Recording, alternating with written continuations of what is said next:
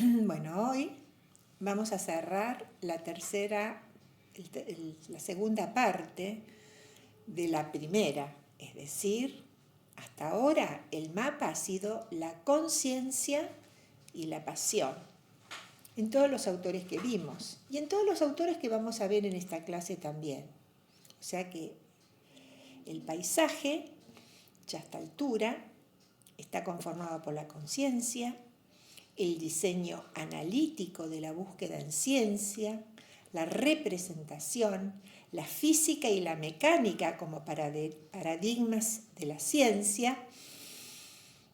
Y vamos a ir viendo de la mecánica una nueva aplicación.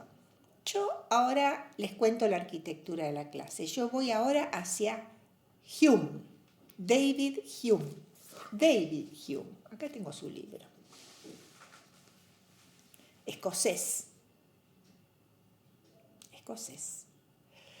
Y le voy a sacar dos conceptos a Hume, que es un escritor filosófico, denostado por ser relativista, por ser psicológico, por lo cual yo lo he adoptado para mi programa. Me encanta Hume. A Hume le debemos el concepto de asociación, o sea que, tomando del fin de la clase el concepto de contrato social, de lo social, ahora lo voy a llevar a lo psicológico, la asociación. Para eso voy a trabajar dos cuestiones escenográficas para ubicar a Hume, lo que dice Hume, el texto Hume inconseguible que ustedes van a disfrutar, que se llama La disertación de las pasiones, porque este es el Tratado del Entendimiento Humano, esta es la parte nociológica de Hume, al cual me voy a referir brevemente, pero el texto que ustedes van a paladear es la disertación de las pasiones. Y vamos a ver que Hume lo ha leído a Descartes, ha leído a Spinoza, ha leído a Hobbes, ha leído todo y lo está atesorando en sus hallazgos. Hume es un gran burgués, es escocés y vive en su castillo. ¿Y saben qué? Vive de ser profesor de historia y de escribir la historia de Inglaterra. Vive de sus libros y de dar clases. Y es amigo de todos los revolucionarios franceses, de Rousseau, por ejemplo. Entonces va a tener un lugar clave en lo que voy a definir ahora como el siglo de las revoluciones políticas. Primero voy a decir que la palabra revolución es una palabra que nos viene de la astronomía. Traslación, revolución. Dar una vuelta y llegar nuevamente al camino de origen, al momento de origen. Entonces, las revoluciones son tres. La inglesa de Cromwell, que termina con la cabeza de un rey. La americana, que es la primera revolución republicana, propulsada por los franceses. ¿O ustedes se creen que el marido de María Antoinette se funde por sus vestidos? Chicas, no crean eso. Se funde porque está financiando la Revolución Americana. En América, contra los ingleses. Jefferson, Franklin, Paine, una vez terminada la Revolución Americana, viajan todos a Francia, donde empieza la última a fragotearse la Revolución Francesa, que trata de quedarse en la modalidad inglesa de una monarquía parlamentaria, pero que rápidamente volcaniza hacia una republicana, con las cabezas de los reyes. Hume es el padre de estas revoluciones, está atrás, es amigo de Jefferson, es amigo de todos. No llega a verla las revoluciones, pero es el que está atrás. Vamos a los dos objetos que necesito para paisajearlo a Hume. El concepto de libro y, que es lo mismo, y la revolución protestante. ¿Cómo se origina la revolución protestante? Un banquero florentino Medici, piensa en alajar el Vaticano, con lo que hoy ven, la San Pedro. La San Pedro se come primero todo el mármol de Roma, pero después se queda sin plata y empieza a emitir un bono, llame ya, de venta de indulgencias. ¿Y quién no le va a comprar un amor, un padre, una madre, un hijo, un hermano que se ha ido? Algo que lo ayude a transitar el purgatorio, como diría el Dante. Se expande la venta de indulgencias estrepitosamente en toda Europa y toda esa plata va a Roma. Y hay un monje, Agustino el Lutero, de un pueblito pequeño, ignoto de Alemania, que va a colgar sus 95 tesis de protesta en una iglesia. ¿Y quién lo conoce? Salvo que tiene un amigo. Ojo que tengo que ir hacia la fraternidad. Se rompen las escenas de vasallaje padre-hijo y se pasa a la fraternidad. Ese amigo le dice, ¿no querés que te las imprima? Imprima, impresión. Sí. ¿Saben cómo se llama ese amigo de Lutero? With a little help from my friends, como diría Lennon. Se llama Gutenberg. Y Gutenberg le panfletea las 95 tesis que empapelan Europa. Levantan a media Europa en rebelión al exceso papal. Joya. Y se rompe todo. Por eso la segunda parte del Apocalipsis de Miguel Ángel, que es post-reforma, lo muestran a Dios tan enojado. ¿Y ahí qué? Y ahí Lutero se refugia y va a traducir la Biblia del griego al alemán. Y Erasmo de Rotterdam del griego al holandés. Y así sucesivamente. Entonces se rompe. ¿Y todo eso vehiculizado en qué? En la nueva lengua vernácula propia de cada país y en lo que se llama libro. El catolicismo no propicia la lectura, tiene una transmisión por imágenes, como dice el historiador italiano Paolo Rossi. Una catedral es una invitación a identificarse afectivamente con distintos momentos. El ser de la Edad Media es visual y auditivo, no lee. La Biblia está propiciando un nuevo hábito social. La gente se reúne a la tardecita a leer la Biblia. Se leen pasajes, se interpretan, se comentan, se pelean, discuten, piensan, y así se generan muchas escuelas de pensamiento. Los bautistas, los calvinistas, los metodistas, muchas, pero todos remiten a la palabra hecha libro, al libro que se vuelve concreto y que ancla en cada familia. Y entonces aprender a leer y escribir se vuelve clave. Esa es la mentalidad protestante, que engarza en la mentalidad burguesa. ¿Por qué? Porque lo que va a decir esto es que se gana el cielo el que trabaja. Hay que ganárselo.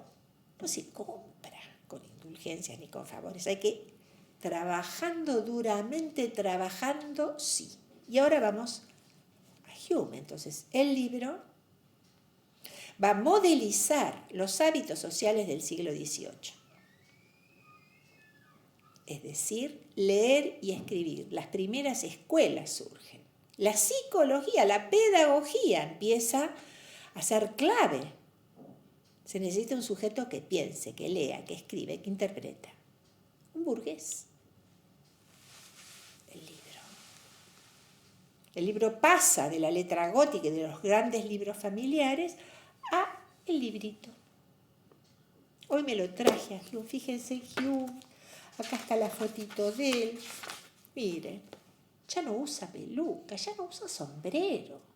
Miren qué síntoma hermoso, como diría Ariel. Vive de sí. Vamos a ver entonces qué dice Hume. Hume dice una cosa terrible. Todo lo que estuvo en la cabeza ha pasado previamente por los sentidos. Los argumentos innatos y divinos se caen. ¿Qué es eso que entra por los sentidos, que hoy diríamos percepción en psicología, y que se atesora en huellas, memoria e imaginación? Es decir, el sujeto ahora es el que sostiene sensorialmente al mundo.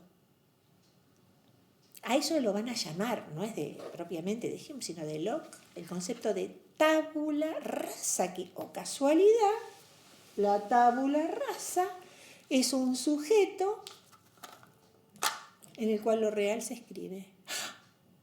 O sea que la metáfora en esta clase es la imprenta. Sí, señores, es la imprenta. La palabra impresión, que es esto que estoy diciendo de Hume, viene de imprenta. Tábula, el sujeto. Entonces el sujeto es puro aprendizaje, puro adquirir experiencias. Y la experiencia va a engarzar con otro concepto, que es el de la individualidad, las diferencias individuales, porque no se escriben dos de la misma manera. Es un tema personal, privado, eso lo dice hasta Hobbes. La inteligencia nos hace a todos iguales, pero la pasión nos hace a todos diferentes. Y la pasión está anclada a un cuerpo, y a cuerpos diferentes le corresponden pasiones diferentes. Entonces, Hume va a trabajar un esquema nociológico que está vertebrado en la asociación libre, en sostener el mundo ahora ya sin garantes innatos y divinos, y en una nueva idea de ciencia, una ciencia inductiva, donde voy coleccionando casos paso a paso y donde nunca llego a la percepción, a la perfección. La ciencia cartesiana es deductiva y perfecta, pero esta no. Esta pasa de los hechos, de lo fáctico, en forma árida y trabajosa, hacia hipótesis que llegan a un 80, un 85, pero nunca, como dice el método inductivo, a la perfección. La ciencia humana para Hume es perfectible, imperfecta. Y la causa-efecto son repeticiones que van dejando, no hay más razón acá. Hay leyes de asociación. Se asocia lo que se ve junto, semejanza, o lo que se ve junto y es parecido, semejanza y juxtaposición o proximidad.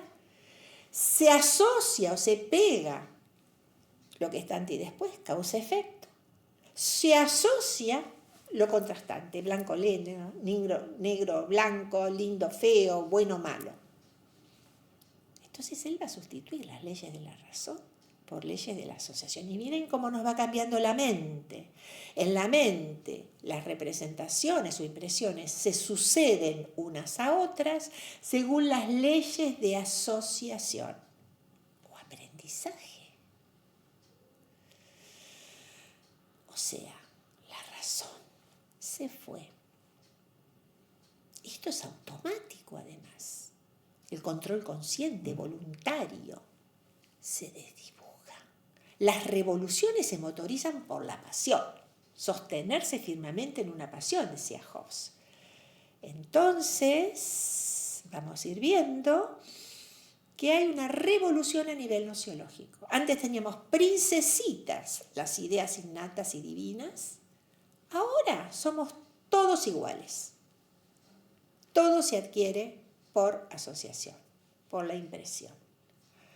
Es decir, tabula rasa y asociación, que es lo que va a anexar. ¿Cuál es el paisaje que ha permanecido estable? El analítico. Pero entonces esto se aplica al cuerpo, a los hábitos que transcurren desapercibidamente y que nos rendemos todos los días a levantarnos, a vestirnos. No, eso transcurre como desapercibidamente. Y la ley se transforma. Porque ahora son las costumbres sociales, los hábitos sociales, lo que se va a llamar moral. Ustedes saben que moral viene de morae, de vivienda, de lo consuetudinitis, propio de la ley anglosajona, de los hábitos colectivos. La palabra moral no es ninguna obediencia, son las costumbres del lugar. En Hume lo social va a tener prevalencia, y entonces voy a los 3 principios de la Revolución Francesa: liberté, igualité y fraternité.